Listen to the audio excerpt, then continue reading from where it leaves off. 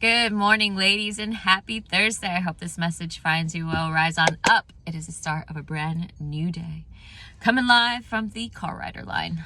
Waiting for little Miss Scarlett's school to open up so she can be dropped off and head to the office. But in the meantime, we are going to be starting Psalms today. Hopefully you are you're set and you're ready for it, because Psalms has a lot. It's jam-packed with things, but it's apparently divided into 5 books. So just a little bit of a background and dating. The nature of the book of Psalms as a collection of songs for use in Israel's worship makes it difficult to assign a date to the entire book. The Psalms were written at various times throughout Israel's history. Now, the purpose of the book of Psalms uniquely reflects individual responses to God's revelation of himself, and women can identify with many of these poets who poured out their hearts to God in prayers, longings, confessions, laments, and thanksgivings. The book of Psalms functioned as Israel's hymn book of worship songs, sometimes identified as the Psalter. Now, just so we have some outline and literary characteristics that they want us to know, the book of Psalms contains Hebrew poetry, which is recognized by rhythm rather than rhyme. Primary characteristic of Hebrew poetry include parallelism, meter, and strophic arrangement. Among the many types of parallelism, hopefully I'm saying that right, are synonymous, in which the second line repeats the thought of the first line in slightly different words. Antithetic, in which the second line stands in contrast to the first, or synthetic, in which the second line advances or completes the thought of the first line. Meter is determined by the number of accented syllables in a line of poetry, and strophic arrangement refers to the grouping of a psalm or psalms into stanzas by a recurring frame.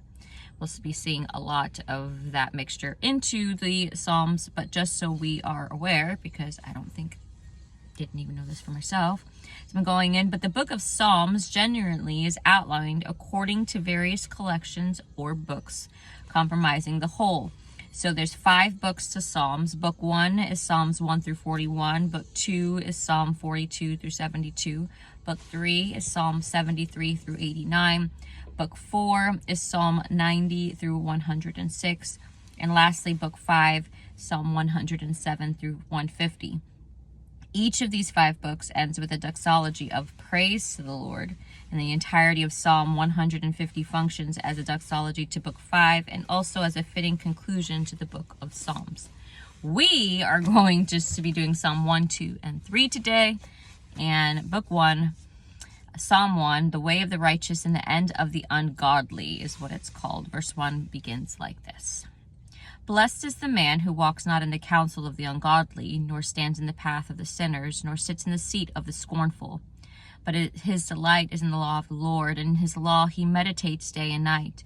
He shall be like a tree planted by the rivers of water, that brings forth its fruit in its season, whose leaf also shall not wither, and whatever he does shall prosper. The ungodly are not so, but are like the chaff which the wind drives away. Therefore the ungodly shall not stand in the judgment, nor sinners in the congregation of the righteous. Verse 6, for the Lord knows the way of the righteous, but the way of the ungodly shall perish. We are on Psalm 2. Why do the nation... this is the Messiah's triumph and kingdom. Verse 1, why do the nations rage, and the people plot a vain thing? The kings of the earth set themselves, and the rulers take counsel together against the Lord and against his anointed, saying, let us break their bonds in pieces and cast away their cords from us. Verse 4, he who sits in the heavens shall laugh. The Lord shall hold them in derision. Then he shall speak to them in his wrath and distress them in his deep displeasure. Yet I have set my king on my holy hill of Zion. Verse 7, I will declare the decree. The Lord has said to me, you are my son. Today I have begotten you.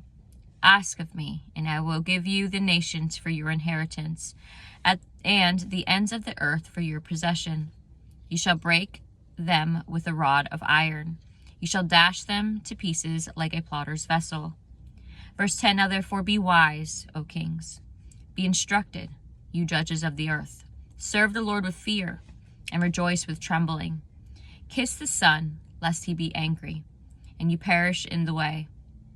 When his wrath is kindled but a little, blessed are all those who put their trust in him.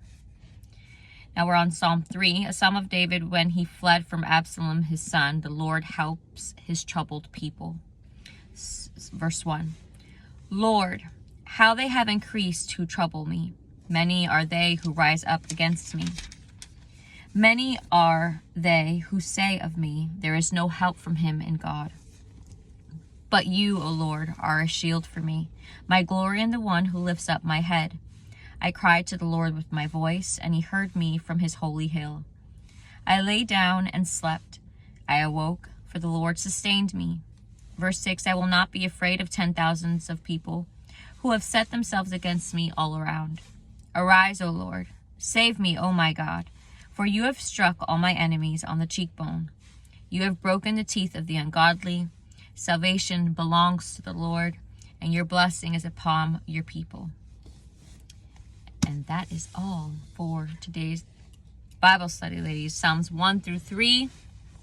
We're probably going to be in Psalms, I would presume, out the month of January, maybe into the mid-February. Let's see how that goes, because these are a lot of good things. I like to reference Psalms when I'm thinking about certain stuff in life in order to set my heart for prayer and worship.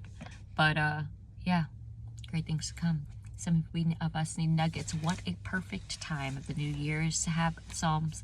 But Scarlett agrees as well. And we are going to get on with the school drop-off here shortly. I hope you ladies have a blessed day. If you'd like to discuss or need prayer, hop on over to Facebook or Instagram, where I post about 95% of the time. But yeah, have a blessed day. Talk to you soon.